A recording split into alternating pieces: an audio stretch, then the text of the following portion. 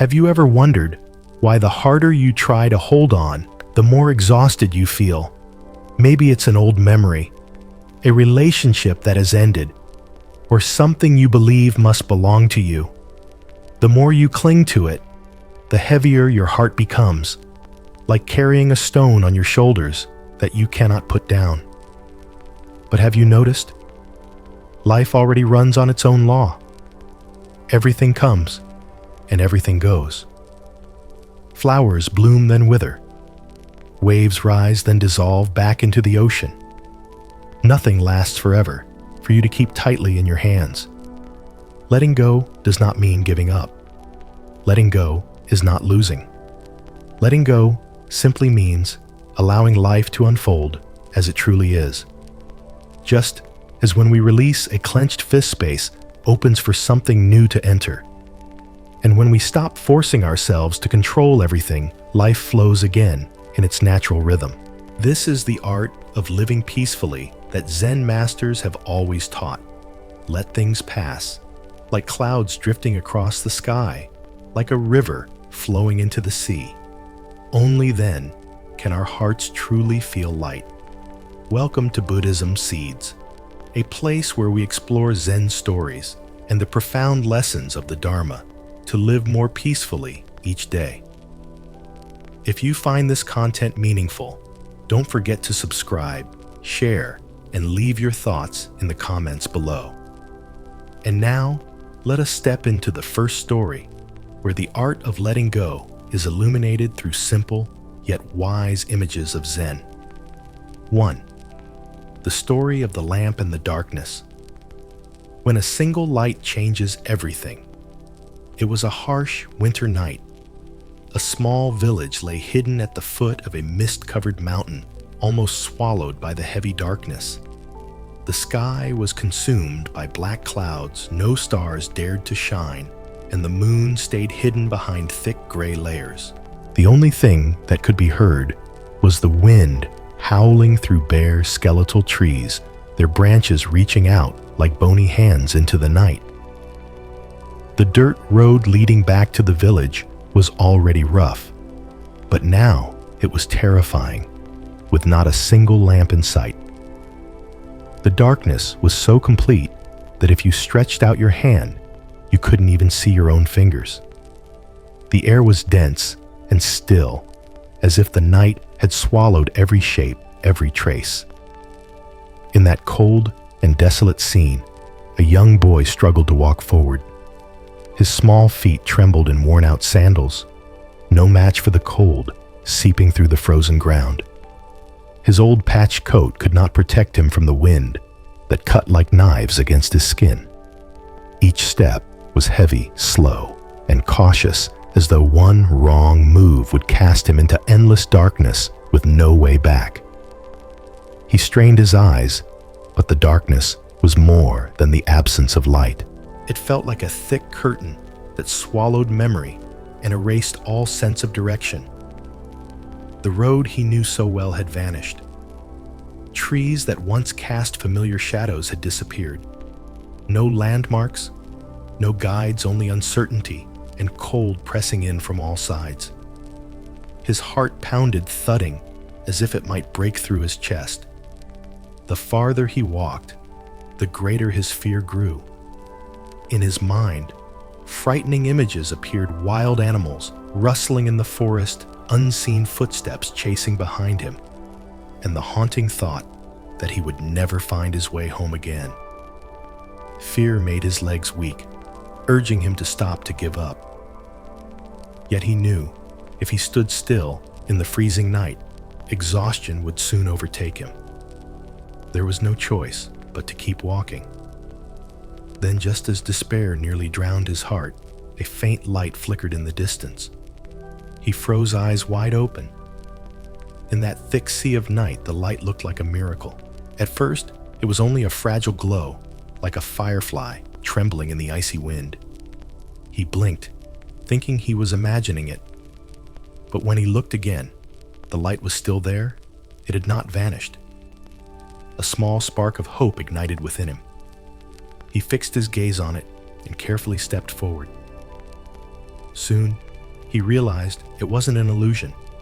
It was the glow of a small oil lamp shining faintly through the crack of a tiny hut by the roadside. Without hesitation, he hurried toward it, his heart pounding not from fear this time, but from hope. The closer he got, the clearer the light became. He saw the old wooden walls, the thatched roof swaying in the wind, and right at the porch, a small oil lamp flickering in the night. The lamp wasn't bright enough to light the whole road, but it cast a small circle of glow around the porch. And for that boy in that moment, it was more precious than the sun. It didn't just push back the darkness around him, it erased the darkness inside his trembling heart. He stopped under the porch, gasping, his chest rising and falling from both fear and relief. He reached out his hand and saw his fingers clearly. He saw his breath turning to mist in the cold air. But most importantly, he felt he was no longer alone. The heavy darkness within him was swept away by that fragile flame. Just one small oil lamp trembling in the wind was enough for him to believe he could find his way home. Do you see? That is where the miracle lies. The lamp didn't banish the night across the valley. It didn't make the winter less bitter. But it transformed everything inside the heart of a child, from panic to calm, from despair to hope. Just one small light, and the entire inner world changed. Our lives are the same. There are moments when you feel trapped in the darkness of worry, fear of tomorrow, grief, over loss, or challenges that drain you. You may feel there is no escape, as if the whole world has abandoned you. But then just one small thing can happen. A friend sends a kind message, a stranger offers a smile, or a gentle word reaches you at the right moment, and suddenly the darkness inside begins to recede.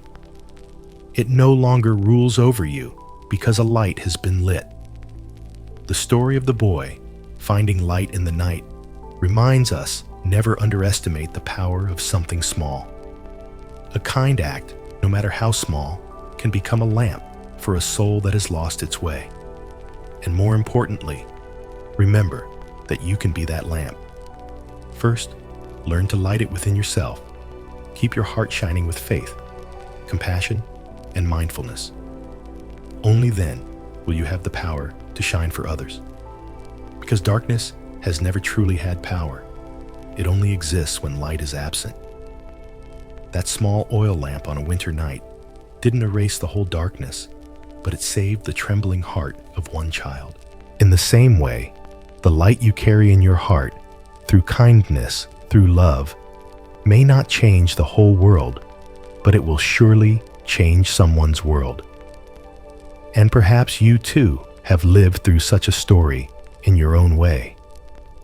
In your darkest days, when you thought there was no way out, maybe just a small spark, an encouraging word, a hand reaching out, or a genuine smile was enough to help you rise again. That light didn't have to be brilliant. It only needed to show you that you were not alone. In Zen, there is a teaching. In the darkness, even one small lamp can light the whole room. Darkness may linger for hundreds of years, but the moment a single candle is lit, the space is transformed. Likewise, in life, one small act of kindness can dispel the thick darkness around a heart. I remember a woman once came to the temple in utter despair. She had just lost the person dearest to her. In her eyes, I saw a grief that seemed unbearable. She sat silently crying without words. I didn't offer deep teachings, nor did I ask her to hold back her tears. I simply sat with her and poured a cup of hot tea, placing it in front of her.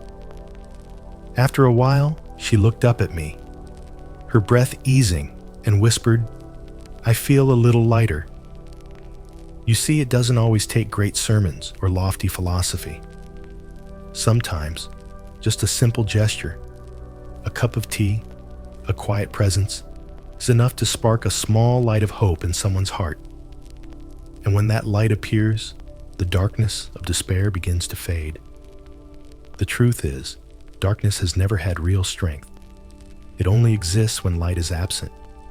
A room may be dark for 100 years, but the moment a single candle is lit, the darkness is gone. Your life is the same. You may go through long, weary days, years that seem filled only with night. But with just one spark faith, a kind decision, or a fresh perspective, everything changes. Do you remember a time when you were sad and suddenly received a message of care? Or when you felt lost and someone smiled at you on the street? Those small things are the lamps. We often think that change requires something huge. But in truth, even a tiny act of kindness given at the right time can save a life. I invite you to ask yourself, have I ever been a lamp for someone, and who has been a lamp for me? Perhaps you'll remember a teacher, a friend, or even a stranger. The light they gave might have saved you from a wrong decision or from a long night of despair. And maybe without realizing it, you too have been that light for someone else. But before you can shine for others, you must shine for yourself. A lamp that has gone out cannot guide anyone. Your inner flame must be kept alive with faith, compassion, and wisdom. When you learn to care for your own inner light, you will no longer fear the darkness outside, for true light begins within. The lesson from this Zen story is clear. First, even a small act of kindness can make a great difference. Second, darkness cannot extinguish light. And finally, be a lamp for yourself, then for others. So from today, when you meet someone in need, remember a smile, a kind word, or a simple gesture can change their whole day. And when you feel darkness rising in your own heart, ask yourself, how can I light a lamp? Sometimes the answer is as simple as sitting still, breathing slowly, and smiling. A lamp doesn't need to be great to shine over the whole world. It only needs to be enough to warm one heart, to guide one step. And when many lamps are lit, the world becomes radiant. 2. The story of the full teacup. A lesson of humility in life. Long ago, in a small village at the foot of a mountain, there was a young man filled with ambition. He had traveled to many places, read many books, and studied different philosophies. In his heart, a burning question always remained. What is the true path to wisdom? What is the way? He had heard people in the region speak of a Zen master living in seclusion high in the mountains. They said this teacher was not only deeply learned in the scriptures, but also radiated wisdom and peace through his everyday life. Hearing this, the young man resolved to find him, hoping the master would share with him the deepest truths, the secrets of enlightenment. After many days of travel, he arrived at a small temple, quietly nestled among the pine trees. The scene was simple, old moss-covered roof tiles, wooden steps worn down by countless footsteps, and a green garden with just a few rows of plain vegetables. Its simplicity made him feel even greater respect, for he believed that true wisdom required no outward display. When he met the Zen master, he bowed and sat down. But within seconds, he began speaking endlessly. His voice was filled with excitement, as if afraid that if he didn't say everything, his wisdom would be forgotten. I have read these sutras, and those sutras, he said. I have also studied Western philosophy, researched Eastern thought. I see similarities, and I see differences. I think I have understood many things. I believe the essence of the way lies in this union. He spoke on and on, sometimes about philosophies he found profound, other times presenting his own opinions as if they were new discoveries. His eyes shone, his face full of confidence, as though he had already grasped the truth and only needed the master's approval. The Zen master sat calmly across from him. He did not interrupt, nor did he show agreement or disagreement. His gentle eyes and serene face were like a still lake at dawn, reflecting everything, yet stirring no ripple. When the young man finally stopped, breathless from talking too much, he looked up expectantly. He thought for sure the master would praise him for his wide knowledge, but the Zen master only smiled, saying nothing. Quietly, he picked up a teapot and began pouring tea into the cup in front of the young man. The fragrant hot liquid streamed down, releasing the rich aroma of tea leaves. The young man sat still watching, but even after the cup was full, the master continued pouring. The tea overflowed, spilling onto the wooden table. Startled, the young man cried out, "Master, stop! The cup is already full. It can't hold anymore." The Zen master paused, smiled gently, and said softly, "You see, this cup is already too full. No matter how fine the tea, if you pour more, it only spills out. Your mind is the same. When it is already full of opinions and knowledge, how can wisdom enter?" The words rang out simple, yet sinking deep, like a drop of water falling into a still pond. The young man froze silent for a long time. Looking at the overflowing cup before him, he suddenly felt he was looking at himself. All the words he had just spoken, all the knowledge he clung to, were nothing more than water spilling uselessly onto the table, holding nothing. In that moment, he awakened. He understood that to learn the way, he first had to empty his mind. If the heart was still crowded with ego and pride, not a single drop of wisdom could remain. The story of the full teacup may sound simple, but the more we reflect, the more we see how it mirrors our own lives. Don't we often behave like that young man? We like to talk about what we know to prove that we are right, to assert our understanding. We listen to others, but not to truly understand, only to wait for our turn to speak. And when someone offers a different opinion, we quickly reject it. "I already know that. I've heard that before. I have my own way." But in those very moments, we close the door of our hearts. Like a cup already full, there is no space left for anything new. Truth may be right in front of us, but we cannot receive it. Think about it. How many times have we missed a lesson just because our ego didn't allow us to admit we were wrong? How many opportunities have we lost because we lacked the humility to listen? How many times have we remained stuck, not because of a lack of chances, but because our own cup was already too full? The Zen master's teaching to the young man is also for us to learn. We must first empty ourselves. Let go of ego. Make space for wisdom. The image of the full teacup is a beautiful one. It shows that knowledge is not a burden to keep piling up, but a flow. If we only hoard it without letting go, it overflows, wasted. But if we keep our hearts open, each drop that enters can settle clear and precious.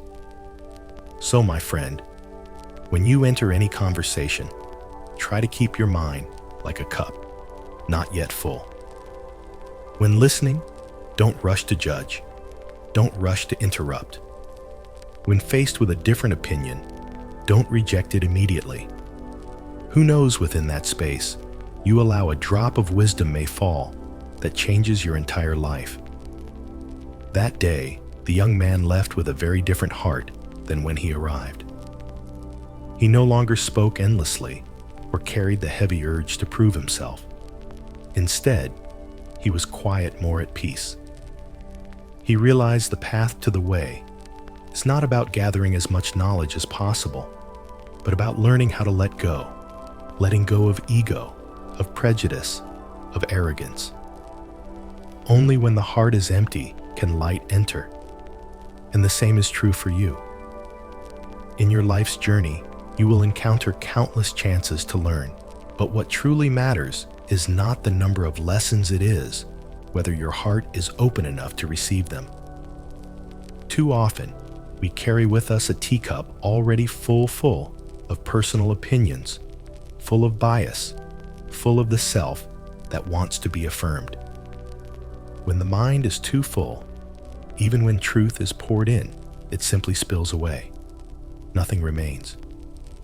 In modern life, this is even clearer. We live in an age of information, of social media, of endless debates. Everyone wants to speak. Everyone wants to prove themselves right. Yet have you noticed that those who know how to listen always learn more than those who only like to talk? Humility is the gateway to wisdom. Humility does not mean belittling yourself. It means admitting you do not know everything, that there is still much to learn. Like the space in a cup, only when there is room can new water flow in. I want you to picture a moment from your own life. Have you ever entered a conversation thinking, I already know everything? Have you ever dismissed an idea simply because it didn't match your usual way of thinking? Have you ever missed an opportunity to grow simply because your ego wouldn't allow you to admit I was wrong? The truth is, wisdom never comes to a closed mind. It only enters where there is openness, humility, and willingness to listen. The student in the Zen story is a reflection of each of us. We bring to life a teacup already full, but only if we let go of ego do we make room for truth to enter. In my life, I have met many people. Some talk endlessly, yet after years they remain unchanged. Others speak little, but because they know how to listen and receive, they go much further. Why do you think that is? Because those who talk too much only repeat what they already know. Those who listen are opening the door for what they do not yet know to come in. That difference is the line between complacency and growth. My dear friend, let me pause here and ask you, how full is your teacup right now? Perhaps you believe you already know. Much have experienced much, are already wise enough. But if you cling tightly to it all, you will be like that student leaving no space for true wisdom. Try letting your heart be a little emptier. Try listening without rushing to judge. Try receiving a different opinion without instantly rejecting it. Who knows, within that space, you may discover a new light. It is like drinking tea. A fine cup of tea is not only in the liquid, but also in the empty space of the cup that allows you to savor it. The heart is the same. Wisdom is not only in knowledge, but in the space within us that lets truth enter. In Buddhism, there is a very important word, let go. Letting go does not mean indifference or neglect. Here, it means letting go of ego, letting go of prejudice, letting go of attachment. Only by letting go can we truly learn. Do you realize that when you cling too tightly to your ego, you become a prisoner of yourself? That ego is like a wall blocking you from seeing the wide horizon. Only when you dare to humble yourself to admit you do not yet know enough can wisdom grow. Humility, therefore, is not weakness. Humility is strength. The strength to admit your limits. The strength to open your heart to learning, the strength to step onto the true path of wisdom. The ancients used to say, those who know how to listen go farther than those who only know how to speak. Don't you find that true? In daily relationships, would you rather be with someone who only talks about themselves, or with someone who listens and understands you, life is the same. When you know how to listen, you not only learn from others, but you also plant in their hearts the feeling of being respected. And within that listening, you are planting seeds of wisdom in yourself as well. The story of the full teacup still holds its value today. It reminds us that sometimes what we need is not more knowledge, but less ego. Not more words, but more listening. Not more arguments, but more humility. So my friend, let your heart be like a teacup, not yet full. Leave space for life, for truth, for wisdom to flow in. For only then can you truly grow and truly find peace. 3. The story of the tattered robe. Happiness is not about appearances. Long ago on a quiet mountain, there was a small temple. It had no golden gate and no grand walls. Only old roof tiles stained with moss, walls weathered by sun and rain, and a garden of green vegetables that changed with the seasons. In that temple lived a Zen master for many years. He was known not only for his deep wisdom, but also for the gentle smile that was always on his lips. Whenever anyone came, whether wealthy or poor, he welcomed them with clear eyes and a warm voice. Yet there was one thing many people found puzzling. He owned only a simple outer robe that had accompanied him through countless seasons of sun and rain. Over time, the robe had frayed at the shoulders, been patched in many places, and faded until it scarcely resembled what it once was. To outsiders, it looked so worn that it no longer seemed worthy of a revered Zen master. They looked and whispered to one another, "A teacher, respected by so many, why does he wear a tattered robe? Has no one offered him new garments that suit his position?" Some criticized, some pitied him, and some asked sincerely. They could not understand, because in their minds, a revered teacher should be dressed properly with an appearance that reflects solemn dignity. What bewildered them even more was that despite the old robe, the master's face still shone. His smile was as kind as the morning sun, his eyes as clear as a mountain stream, and his steps were always unhurried and light. The more people looked, the more they wondered, how can someone who lives so simply, even seemingly poor, radiate such happiness? For the master, the robe simply covered his body, kept him warm in winter, and shielded him from wind and sun.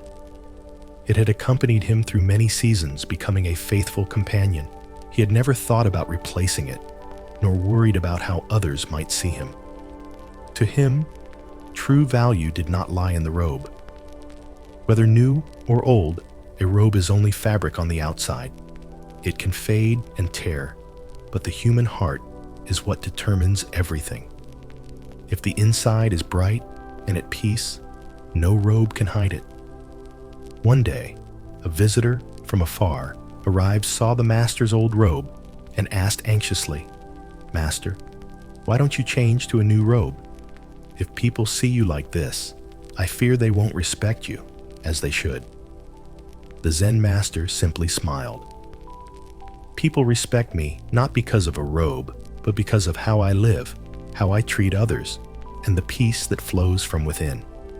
If I depend on a robe to be respected, would that respect truly last?" Hearing this, the visitor fell silent, as if a door had opened in his mind.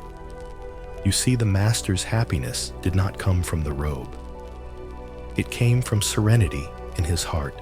However simple, even lacking the outside might be, an inner radiance makes everything feel complete. Meanwhile, many people in life tirelessly seek happiness in material things.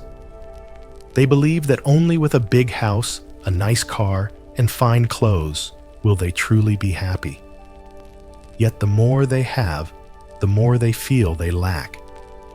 Material things may please others' eyes, but they cannot fill the emptiness within.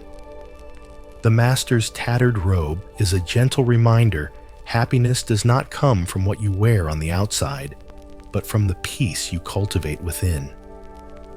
Think about how many times you have felt uneasy just because you worried others would judge you by your appearance. How many times have you bought something only to prove you are worthy? And how long did that joy last? On the other hand, have you ever met someone dressed simply yet? When you spoke with them, you sensed a radiance and a peaceful strength that drew you in. That is the beauty of the inner life, a beauty that needs no outer layer to prove itself. With his tattered robe, the Zen master teaches a simple yet profound lesson. Simplicity does not make us poor. It makes us richer in freedom. Simplicity does not take happiness away. It helps us find true happiness, the kind that does not depend on others' gaze. Above all, he reminds us that what matters most is not what people see on the robe we wear, but what they feel from our smile, our eyes, and the way we live.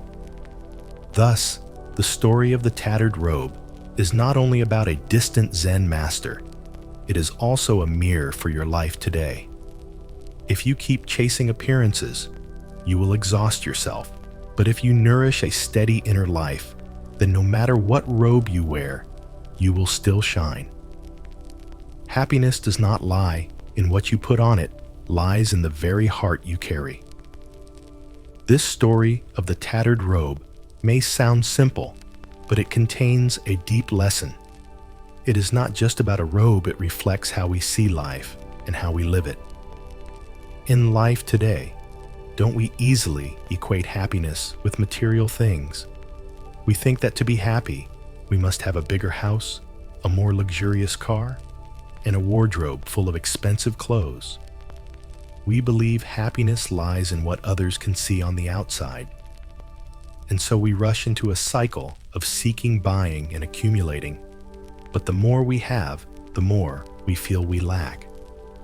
The Zen master in the story, by contrast, had only an old robe. Yet his smile shone brighter than any gold or silver. Why? Because true happiness does not come from material things, but from inner peace. When the heart is full, we no longer cling to external things to define our worth. Let me offer an image. Imagine two people walking in the rain. One wears a brand new coat, but is full of worries, afraid it will get wet dirty or lose its stylish look.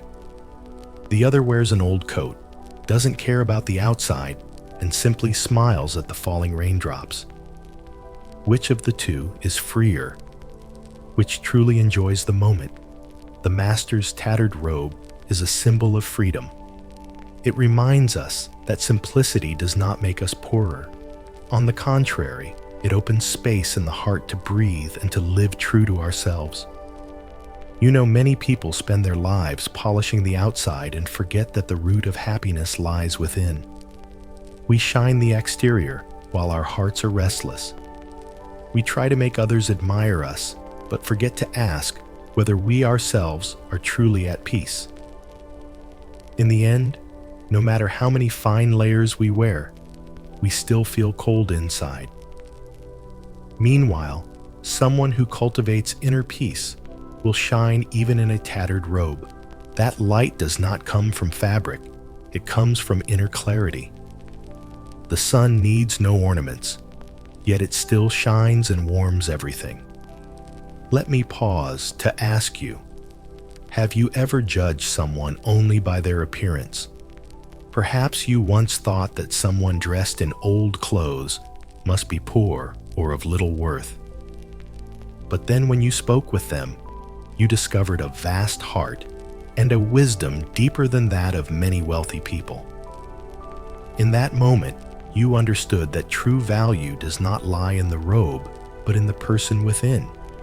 Likewise, how many times have you worn elegant clothing, yet felt empty inside?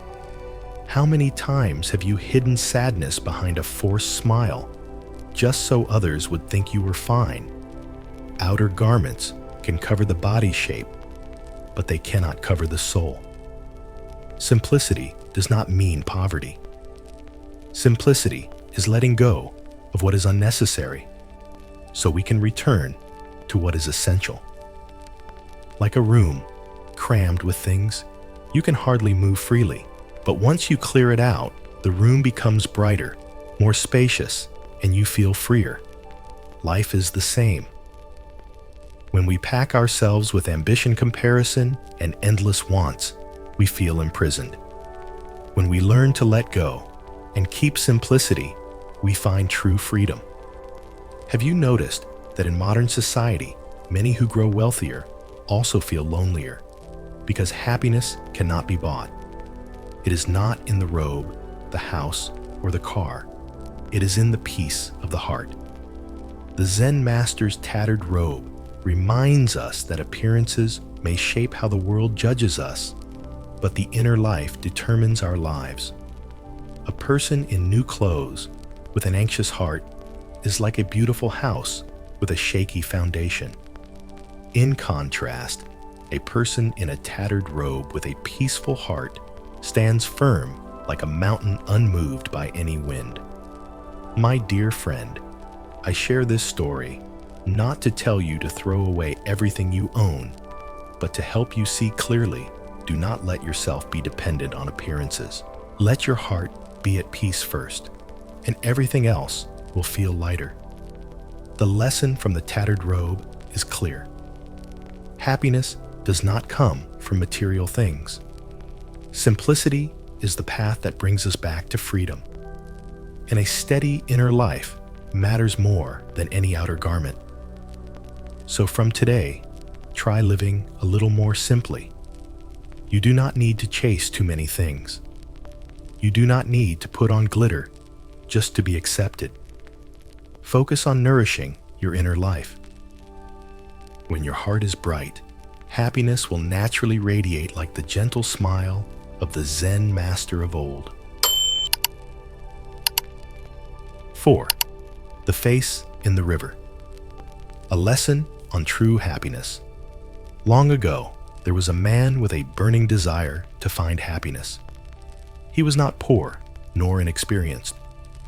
On the contrary, he had traveled widely, met all kinds of people, read countless books, and pondered many teachings.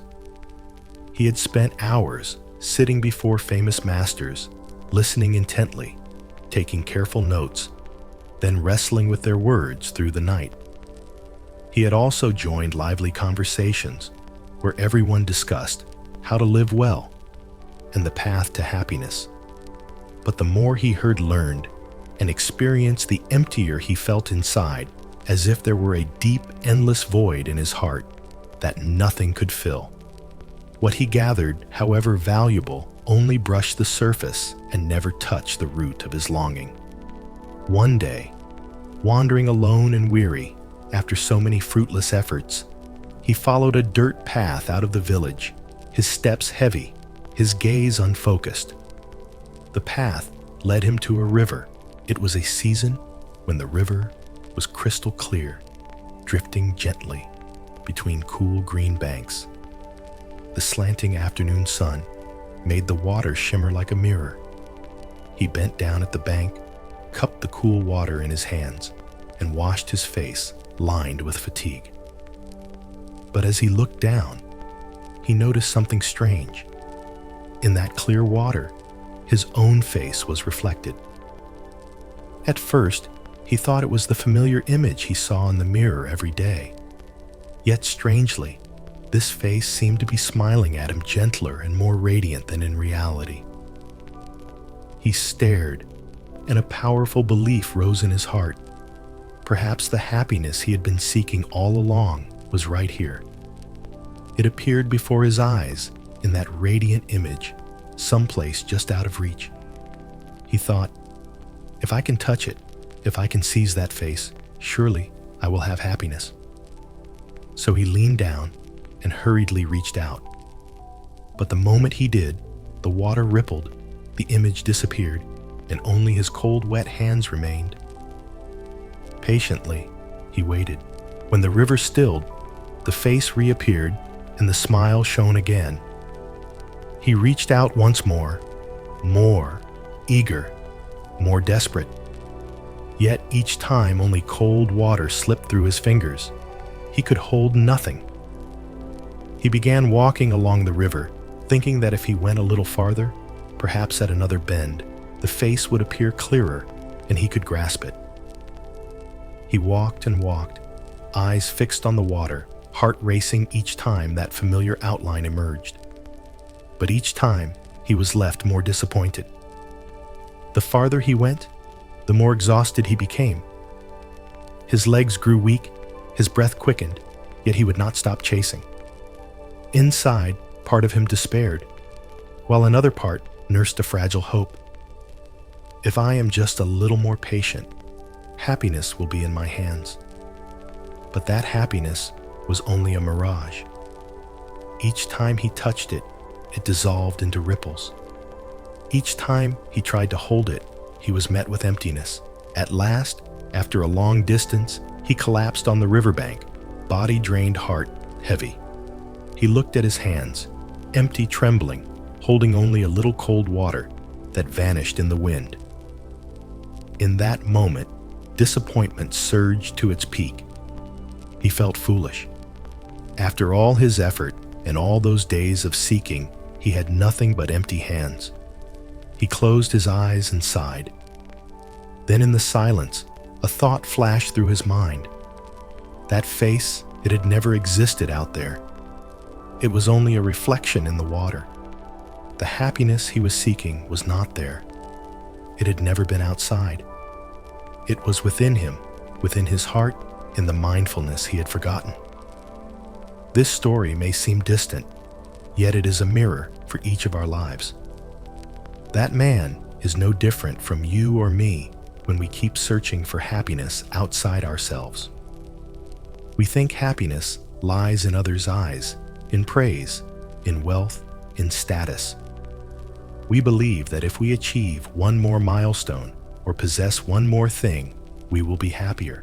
But the more we chase, the more let down we feel. Like the man by the river, we grasp only cold water, while happiness fades like a reflection. How many times have you asked yourself, why don't I feel enough? Why do I still feel lacking even after I've achieved it?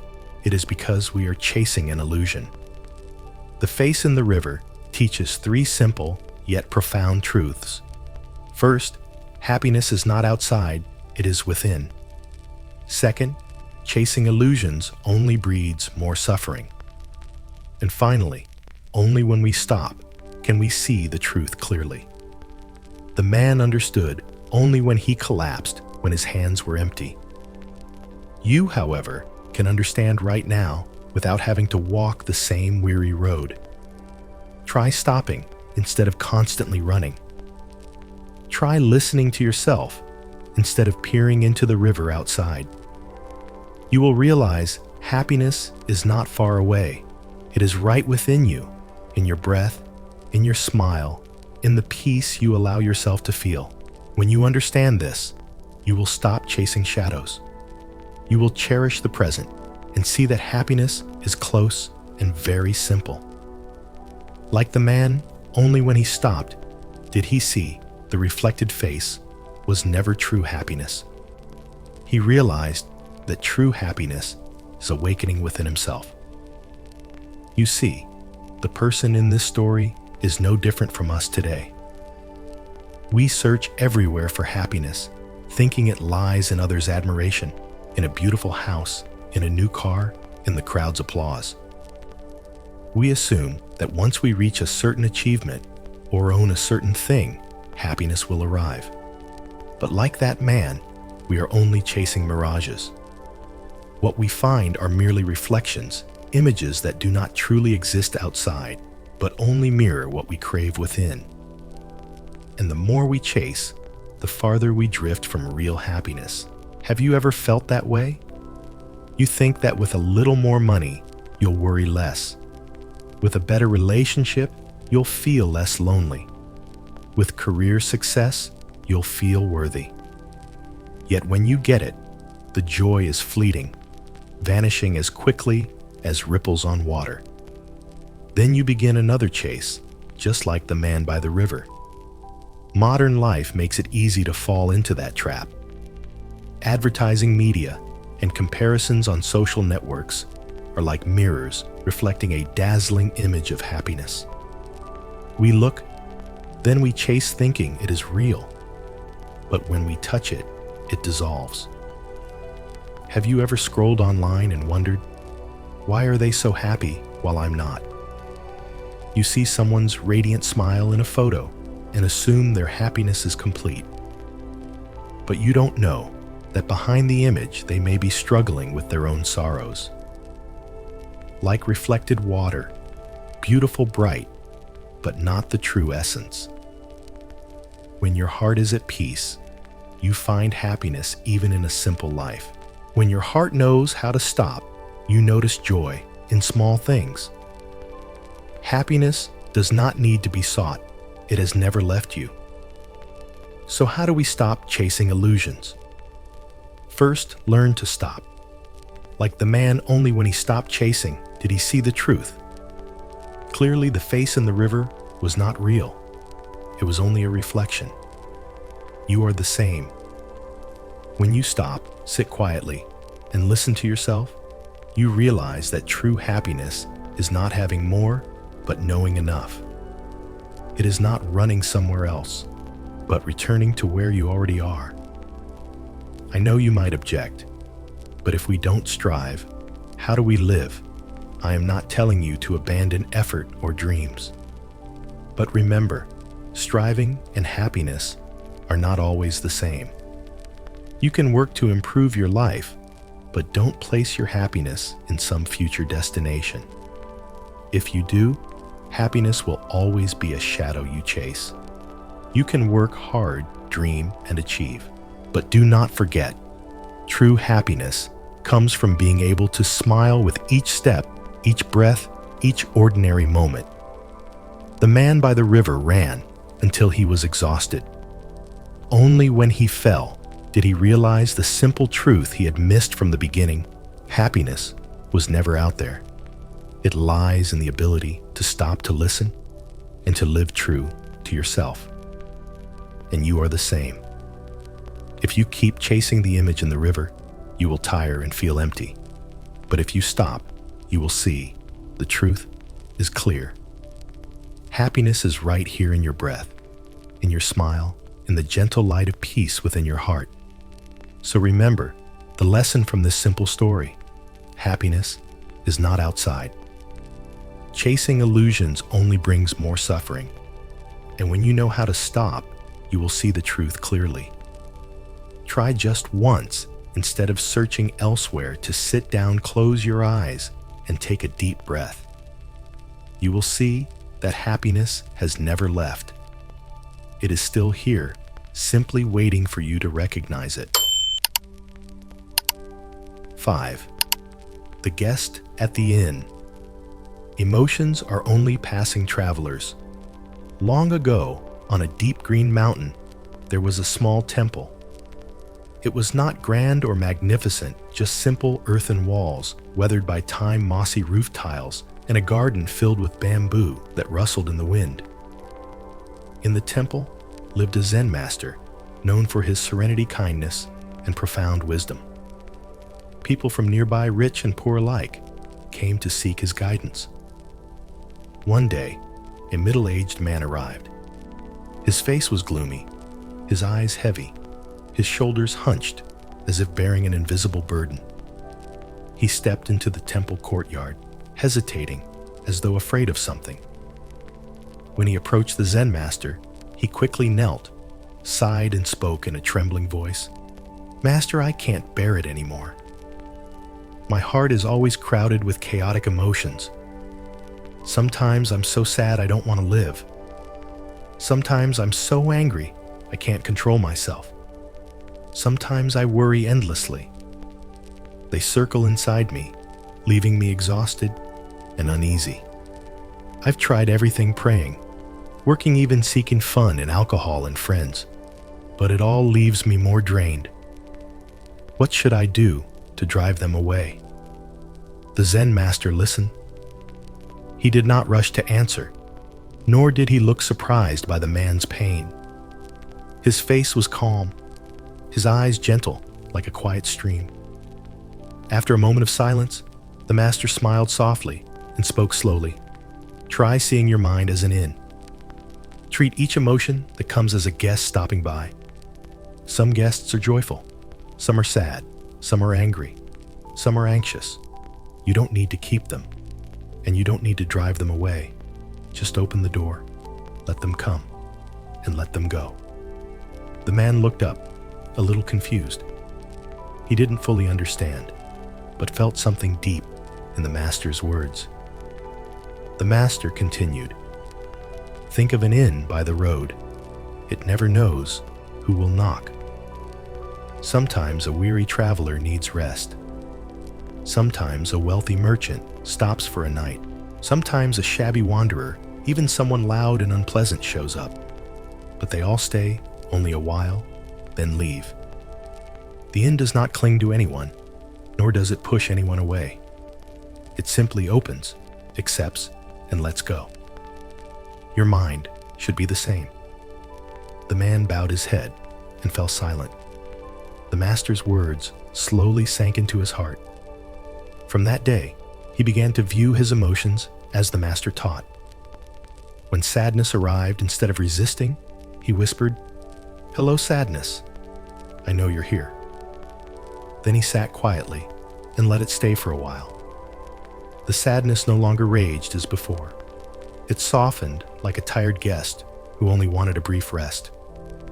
When anger flared, instead of yelling or suppressing it, he took a deep breath and said to himself, "Hello, anger. I see you." Strangely, the anger no longer burned him like a blaze. It was only a small flame flickering and then fading.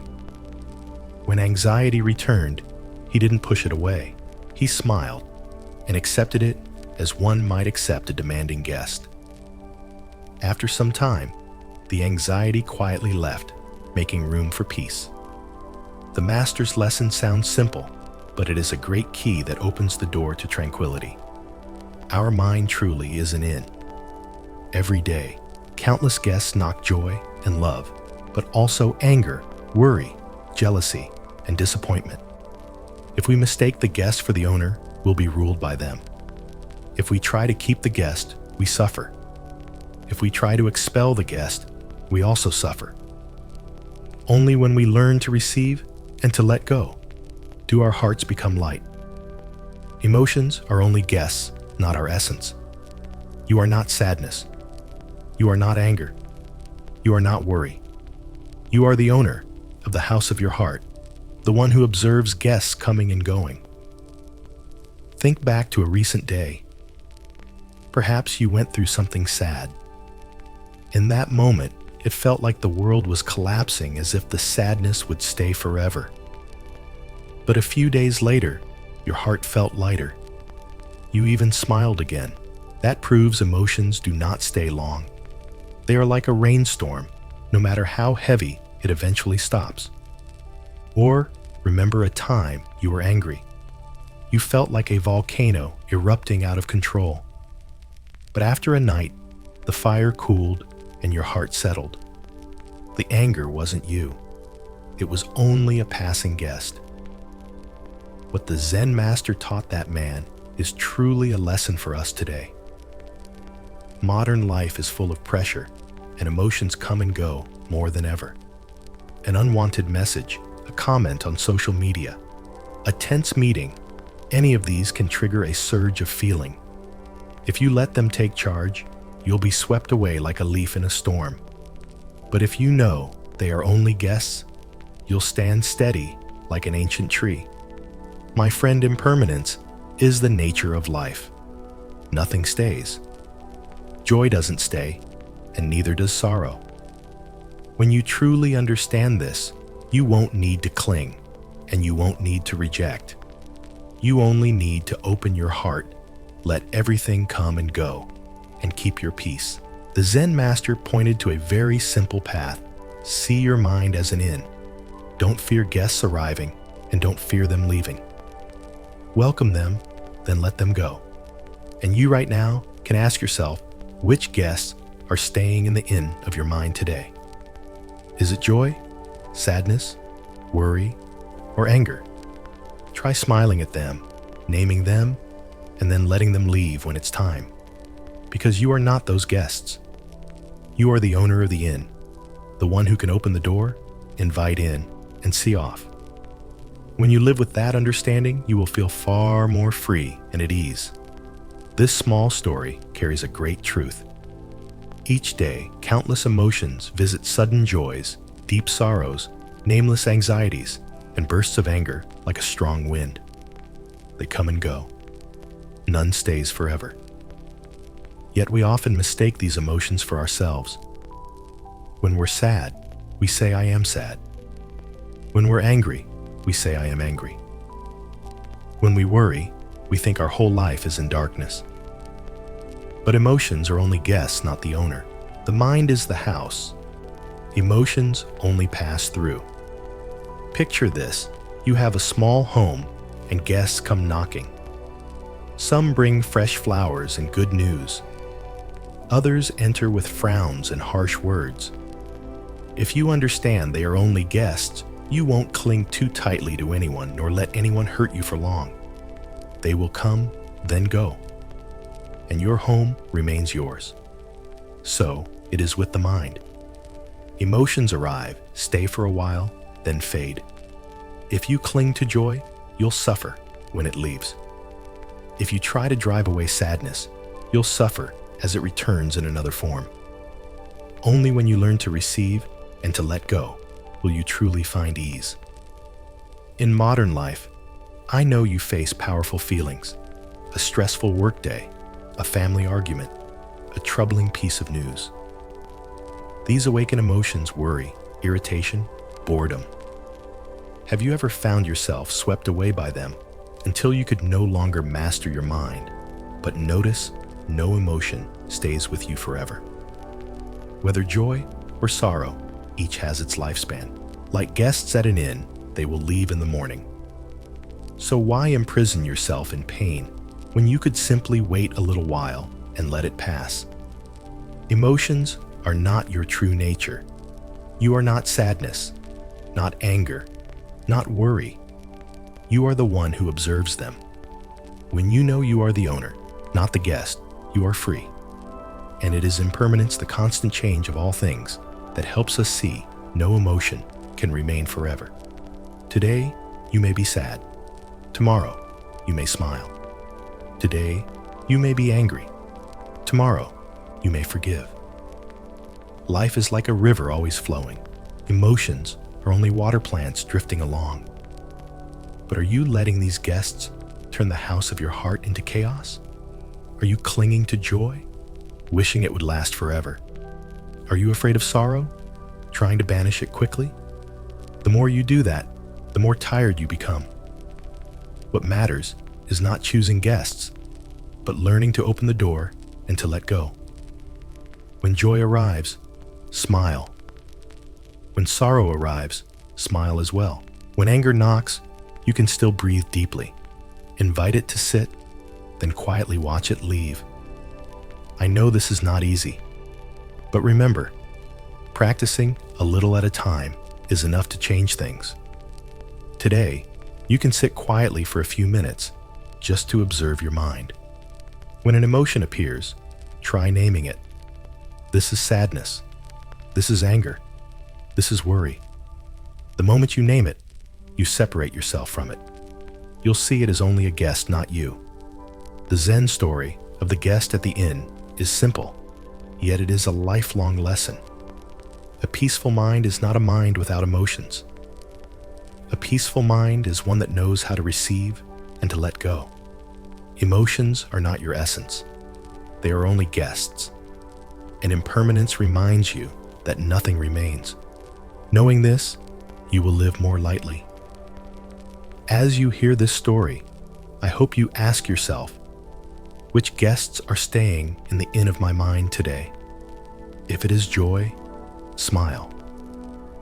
If it is sorrow, smile too, because you know it will leave. And if it is worry or anger, Breathe slowly. Let it sit for a bit. Then see it off when it's time. As long as you remember that you are the owner of that inn, you will feel far more free at heart. 6. The lost cow. Loss can open the door to freedom. Long ago, in a small village nestled among green fields, there lived a man who led a quiet life with his family. His life was poor. Their house was just a few simple earthen walls with a sparse thatched roof, leaking in the rainy season and sweltering in the heat. There was hardly anything in the house worth mentioning. His most precious possession and his only source of pride was a cow. It wasn't a rare breed or particularly strong, but to the man, it meant the world. It gave him milk, helped plow the fields, pulled the cart of rice, and more than anything, gave him a sense of security. No matter how poor he was, he still had the cow. To him, as long as he had the cow, he still had hope, he still had a future. Every morning, he rose at dawn and went to the cowshed, stroking its rough back, looking into its gentle eyes, and feeling at ease. He cared for it as if caring for his own life. Dry grass, straw. Each bucket of water, every act was full of affection and attachment. But one fateful morning, when he opened the shed door, the cow was gone. The door was slightly ajar. Its hoof prints disappeared into the dewy morning and vanished at the edge of the grass. The man froze, heart pounding. He ran around the yard, calling until his voice was hoarse, but heard no answering low. He rushed onto the winding dirt road, leading to the fields, running and shouting, hoping someone had seen it. It was useless. The more he searched, the more desperate he became. Sweat drenched him. His legs grew weak, but the cow's trail had vanished. He returned to the shed, collapsed to the ground, and burst into tears. One thought echoed in his head: my life is over. Without the cow, I have nothing. In the days that followed, he was like a body without a soul. He could barely eat. At night, he tossed and turned his eyes bloodshot from lack of sleep. His mind could only circle around the cow. Had thieves taken it?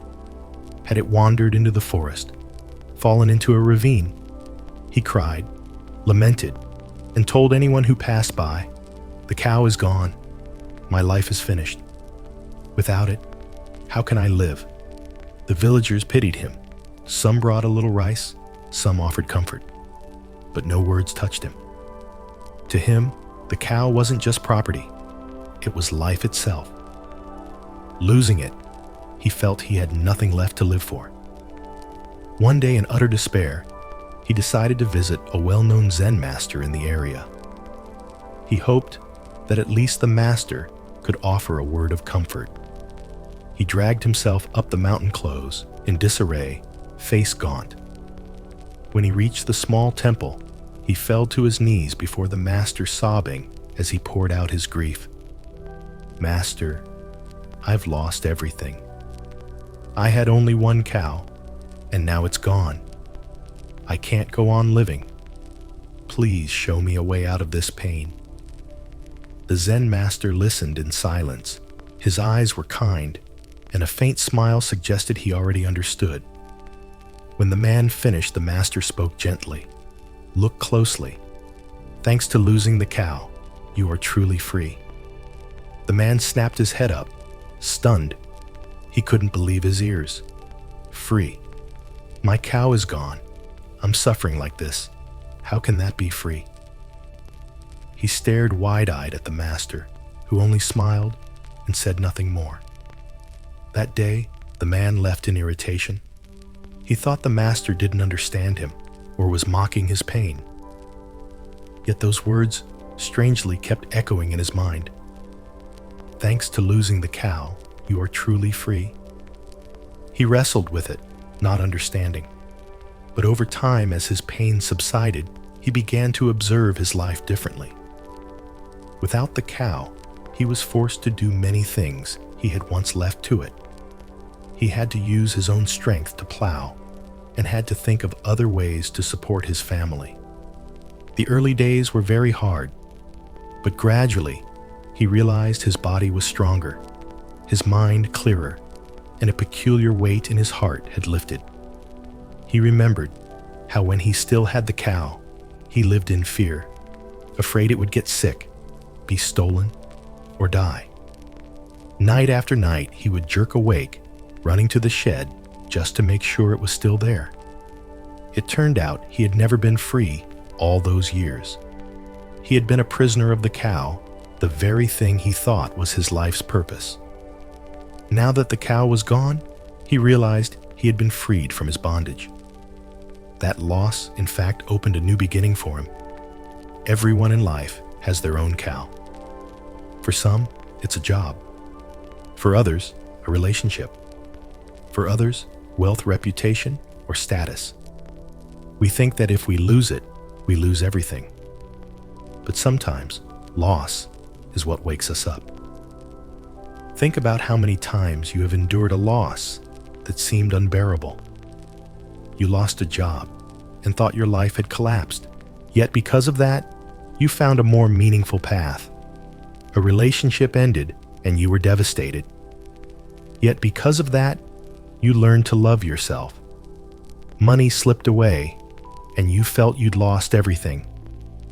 Yet because of that, you learned to live simply and value every penny. When the master said, "Thanks to losing the cow, you are free," he was reminding us, do not equate yourself with any possession or anything external. Everything is impermanent here, today gone tomorrow. Only when you know how to let go will you truly feel free. After some time, the man in the story changed. He no longer blamed fate or wept. He learned to work with his own hands, to plant more vegetables, to trade labor with neighbors, to rely on his mind instead of just the cow. Strangely, he felt more confident, steadier, and even lighter than when he still had the cow. He realized his suffering had not come from poverty, but from attachment, not from lack, but from fear of loss. When the cow was there, he feared it would leave.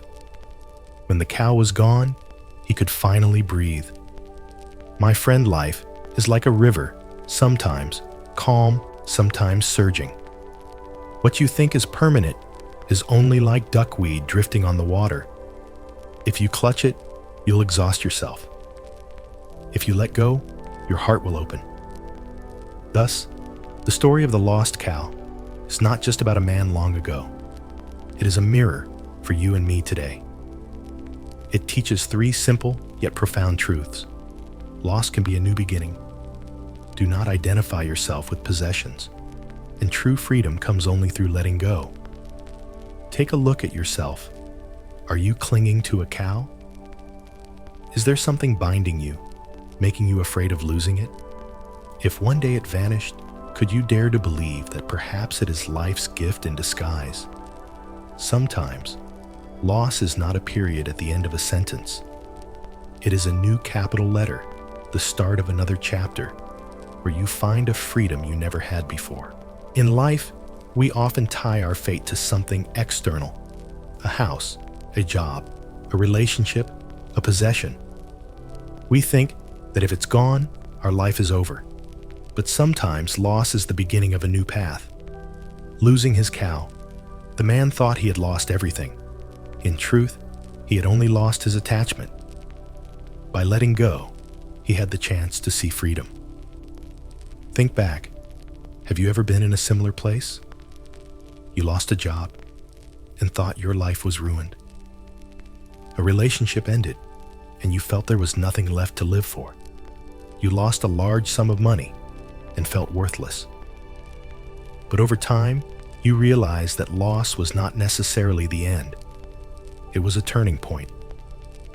Sometimes by losing, you finally find yourself. Losing a job may lead you to work that truly fits you. Losing a relationship may open the way for you to learn to love yourself.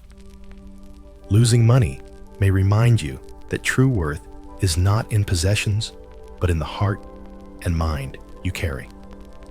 In today's world, everyone's cow is different. For one person, it's work. For another, reputation. Some see property as their cow. Others see a relationship as everything. We cling to it so tightly, we think that without it, we are no one. But once we identify ourselves with property or anything external, we will always live in fear. Fear of loss, fear of lack, fear of not being who we were. That very fear makes us prisoners of ourselves. Picture this. You're holding a rope tied to a cow. Every day, you worry it will slip away or be taken. Wherever you go, you drag it along, never taking your eyes off it. In the end, you no longer live for yourself. You live only to keep the cow. That is the life many of us lead. That is why the Zen master smiled and said, "Thanks to losing the cow, you are free." When you let go, you feel light. Without the rope, you walk more freely, see a wider sky, and feel life more vividly. True freedom lies in letting go.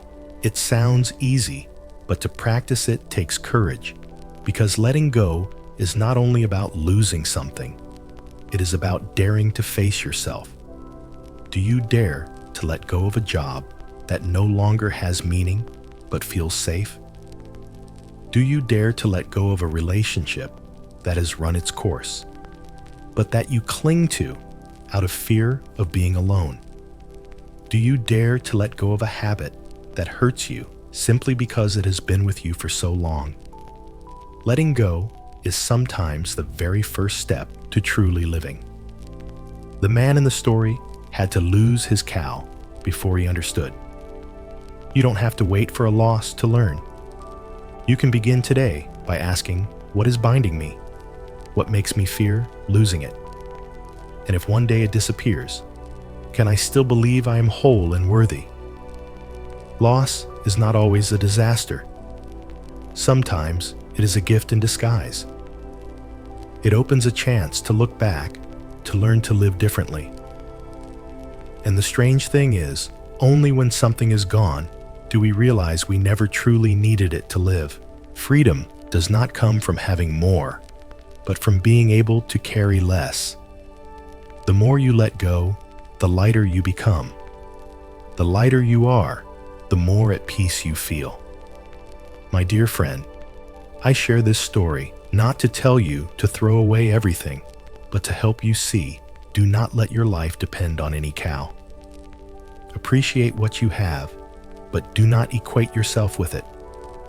Because one day, when it leaves, and it will, because life is impermanent, you will not be shattered. You will be able to smile and say, because I lost it, I learned how to be free. 7. The bamboo and the storm. The strength of flexibility. Long ago, in a lush green plain, there was a small village by a river. All around it, bamboo groves grew close together, stretching on and on, forming rows and ramparts from the riverbank to home gardens, from field fences to the beginnings of dirt roads. The bamboo stood tall and straight green all year round. It grew in clumps and forests. When the wind blew, it rustled into a familiar song. At night, villagers lay under leaf-thatched roofs and listened to the bamboo creak in the wind, as if hearing the earth and sky confide in them. Bamboo was present everywhere in daily life, from the shoulder pole a mother carried to market, to baskets and winnowing trays, to the kitchen frame, the roof, and sturdy supporting posts. Bamboo followed people from childhood, playing tag around the clumps into adulthood, remaining part of daily work. The villagers often said, bamboo is the very flesh and blood of our homeland, the shade that protects us, the loyal friend of rural life. More than anything, they admired bamboo for its enduring, supple vitality matched by few other trees. One year, heaven and earth raged, and a great storm struck. From morning, the sky was gloomy black clouds, so thick they seemed to swallow the whole village. By afternoon, the wind rose, at first just strong gusts, then howling gales sweeping over every roof and row of trees. The wind shrieked like a wild beast. Heavy rain pounded down each drop, drumming on the thatch and the trunks with a relentless roar. In that storm, many kinds of trees could not withstand the wind's force. Big hardwoods that had stood firm for years were knocked down. Some were uprooted and crashed to the ground, taking roofs with them. Proud rows of areca and mango snapped in half and lay scattered after the furious wind passed. But one thing amazed everyone: the bamboo forest still stood. Of course, bamboo did not remain still in the storm. Those slender stalks bent violently now this way, now that, as if they were about to break. However strong the wind blew, the bamboo bowed to it. Seen from afar, the whole forest was like a green sea swaying to the rhythm of the gale. But it did not break. Bamboo knew how to bend to bow and accept the wind's strength in order to keep its roots gripping the earth. And when the storm moved on and the sky cleared again, the bamboo forest slowly lifted itself back up, standing straight and green as if it had never weathered a fierce tempest. The elders, who had lived their whole lives beside the bamboo, smiled at the sight. They called the children over, pointed to the forest still standing after the storm, and said, "Remember, this people too must be like bamboo. It's not enough to be strong. You must also know how to be flexible." The story of bamboo is not only about a plant, it is an image of human life. In life, each of us must go through storms.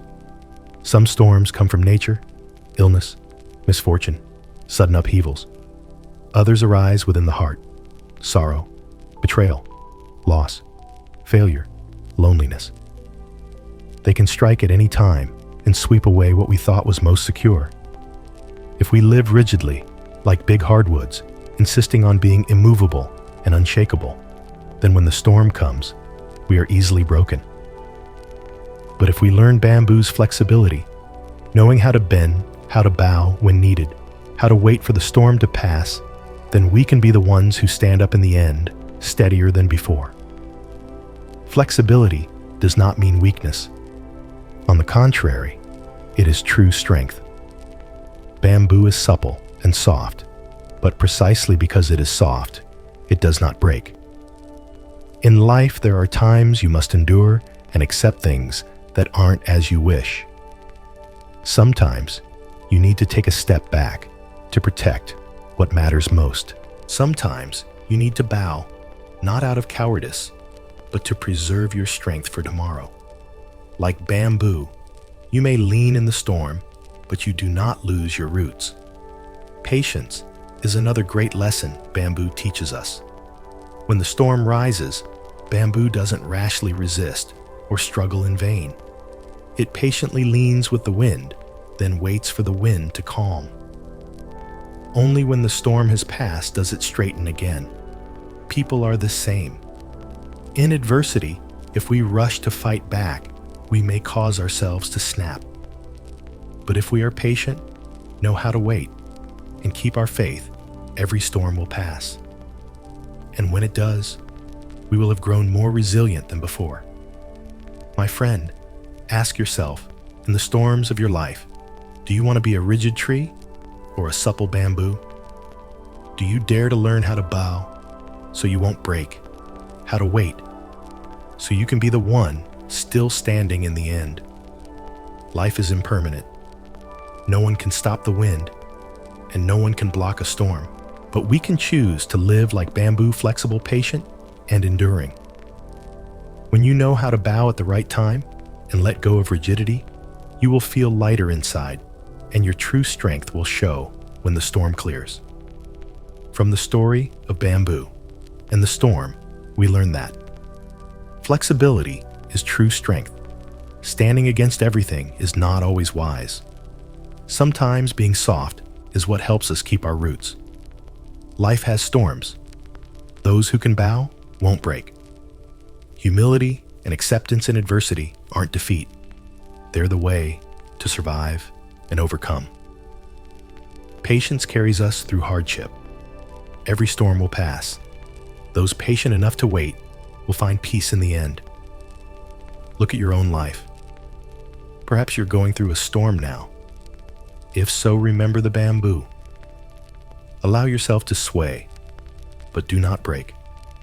Allow yourself to feel sadness, but don't lose your faith. And remember, after the storm, the sun will rise again, and you will stand tall and green like bamboo. For what life can avoid storms? There are outer storms, disasters, and misfortunes. And there are inner storms, loss, failure, illness, betrayal, loneliness. When storms come, if we are rigid like hardwood, we will break.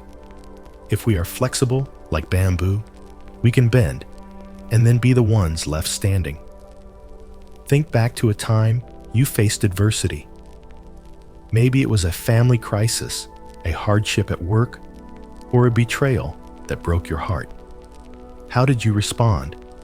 Did you fight fiercely and try to control everything until you were exhausted? Or did you know how to bow, accept, and wait for the storm to pass? Bamboo teaches that flexibility is not weakness. It is true strength. Bamboo does not fear the wind, nor does it foolishly oppose the wind with rigidity. It chooses to bend to preserve its roots. Because of that, in the end, it still stands while many other trees lie broken. In life, we often think being strong means resisting to the very end, never taking a step back. But in truth, sometimes retreating is advancing. Sometimes silence is wisdom. Sometimes bowing is how we save ourselves. We humans often fear losing face. We think that bowing is weakness and humility lowers our worth. But bamboo does not think so. It understands that as long as the roots hold, a little leaning is no big deal. Once the storm passes, it greens again. We are the same, so long as we keep our center. The bowing and humility of life do not weaken us. They make us deeper and more resilient.